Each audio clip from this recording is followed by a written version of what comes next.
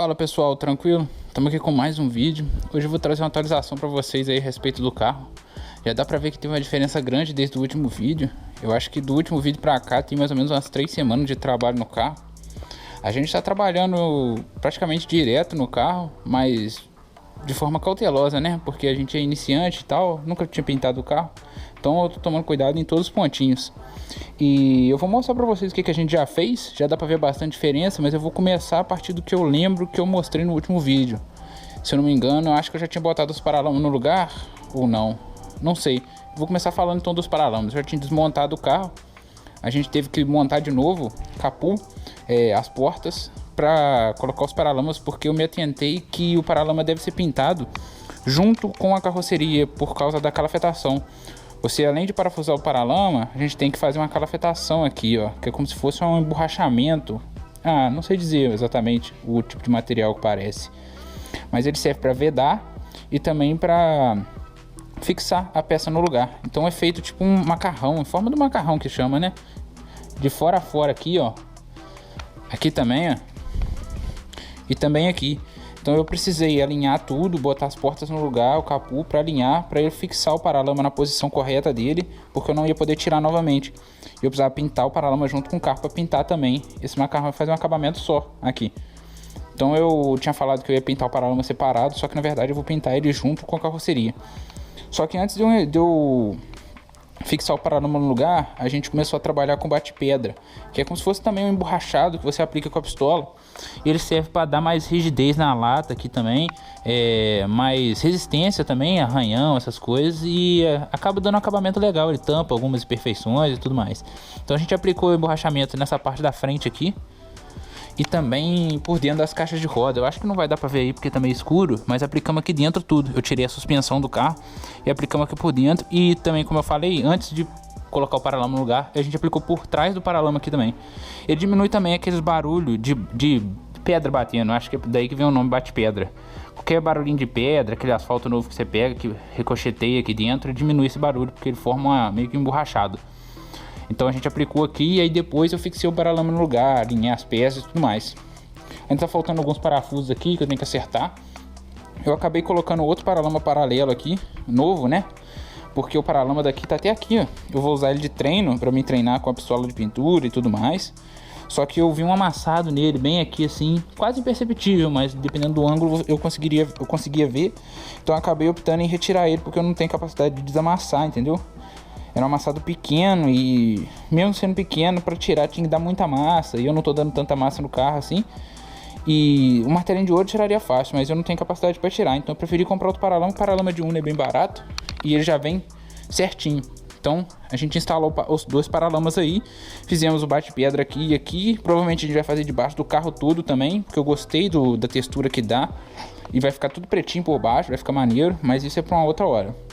Aí, junto com essa calafetação que eu trabalhei aqui, é um produto meio ruim de trabalhar. Ele é muito pegajoso, fica na mão, não sai de jeito nenhum. Tem que usar muita luva, tem que usar luva e outras coisas para trabalhar com ele, porque ele é bem ruinzinho.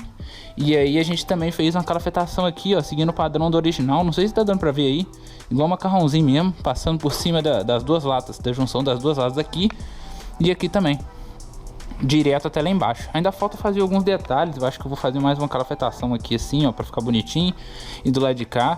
Mas a função dela já tá aí, que é fazer a junção das peças, né? As peças são juntas, né? Mas fazer tipo um acabamento, igual é feito aqui embaixo na fábrica, tá vendo? Aí feita essa calafetação, eu desmontei tudo, né? O capô e tudo, e a gente começou a finalizar a parte de lixamento, né? Que a gente lixou o carro todo na lixa 320 antes de aplicar o primer. Isso que vocês estão vendo aqui, cinza, já é o primer e ele já tá lixado. Por isso que tem algumas partes que já tá aparecendo a tinta por baixo. Esse primer ele serve como a segunda etapa, né? Você aplica ele com a pistola de pintura, ele fica todo cinza e ele é como se fosse uma massa líquida, né? E ele serve de ancoragem para tinta depois. Você tem que aplicar ele e depois você tem que lixar. E é o que a gente tá fazendo. Eu já apliquei no carro inteiro. E agora eu tenho que vir com a lixa. Agora é a lixa 400 e depois a lixa 600. Vocês estão vendo aqui, a gente já lixou tudo na lixa 400.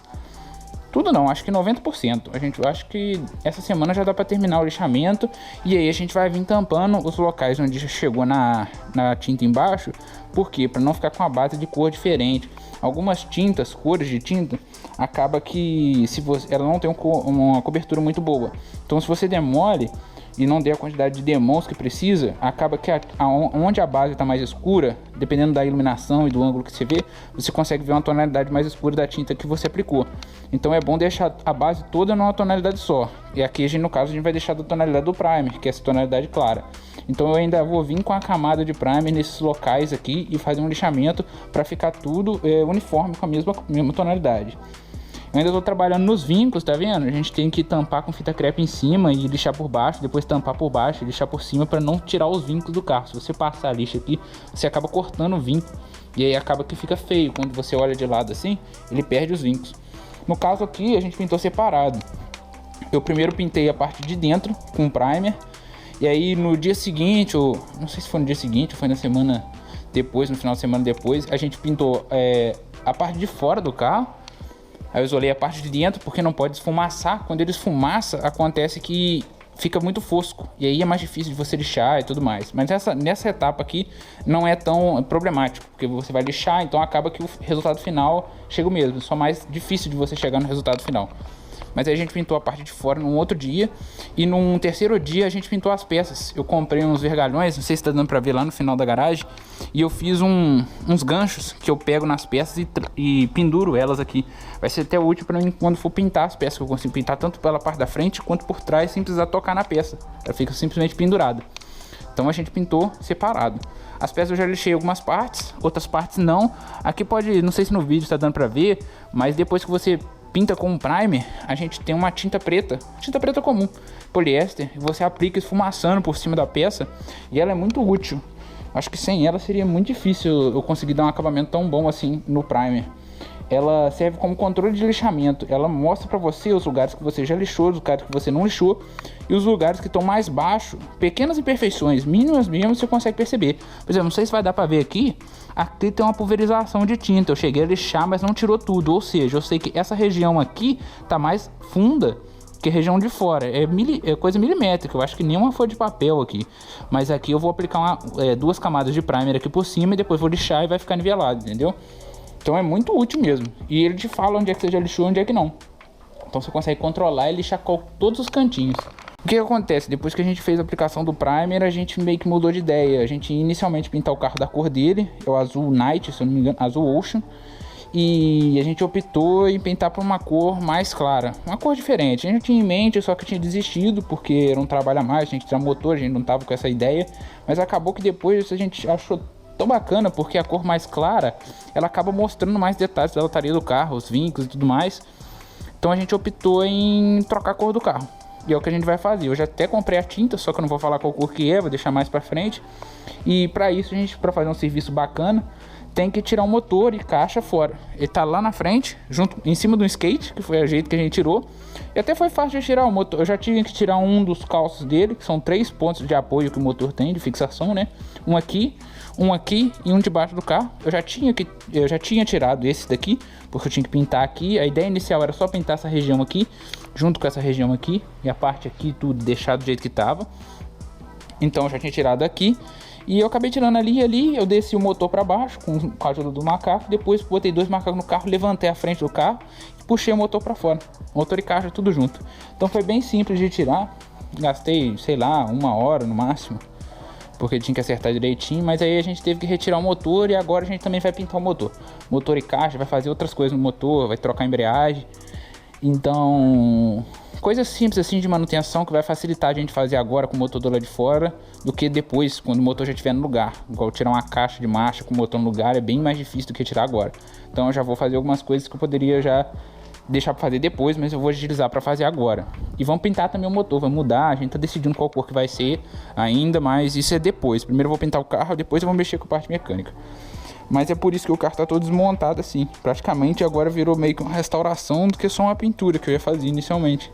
Que era só uma pintura no carro, acabou que virou uma restauração. Porque agora a gente também vai fazer a parte interna. Já ia fazer, né? Mas vai fazer, então acabou que virou uma restauração. No vídeo do compressor eu tinha falado que estava meio na dúvida se eu ia conseguir pintar com meu compressor ou não. Na verdade eu tinha quase certeza que não, e eu usei essa etapa do primer para me ter certeza.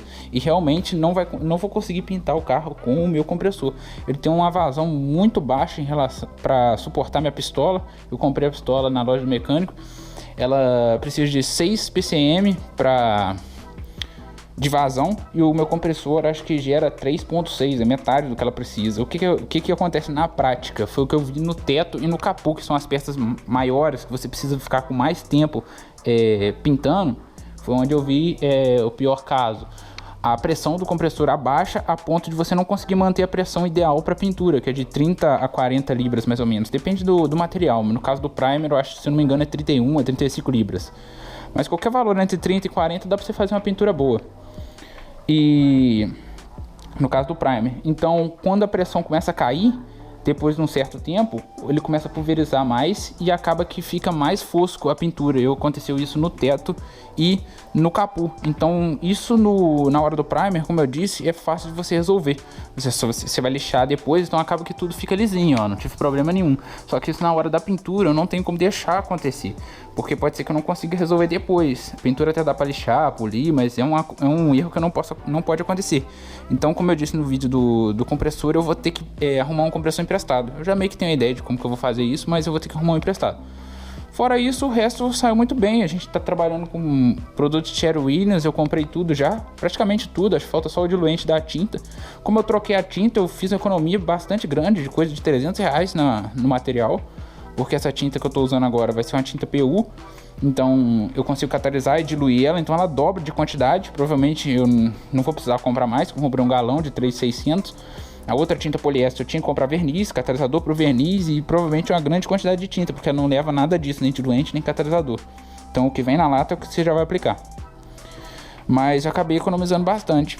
Mas é essa atualização que eu queria mostrar para vocês. O carro tá aí, estamos trabalhando nele. Eu acho que essa semana a gente termina o lixamento. Aí eu vou ver cada cantinho e como que vai ser a minha estratégia de retoque das peças. Algumas peças eu não vou retocar, porque são como por exemplo aqui no cofre. Se aparecer algum lugarzinho assim, eu não vou chegar a retocar, porque é peça que fica escondida. E como eu disse, pode ser que não cubra, mas pode ser que cubra. Depende muito da tonalidade da tinta e de quantas demãos eu vou dar. Então, como é aqui no cofre, aqui também nem ficou muito pontinho, é mais na lataria. Então eu vou verificar como que eu vou fazer, se vai ser uma camada mais grossa, vai ser uma camada mais fina e passar só uma lixinha. Ainda falta quebrar na lixa 600 todo o carro, mas é um lixamento mais tranquilo. Esse 400 é o mais difícil, porque é o que tira o grosso, né? Depois vem a lixa 600.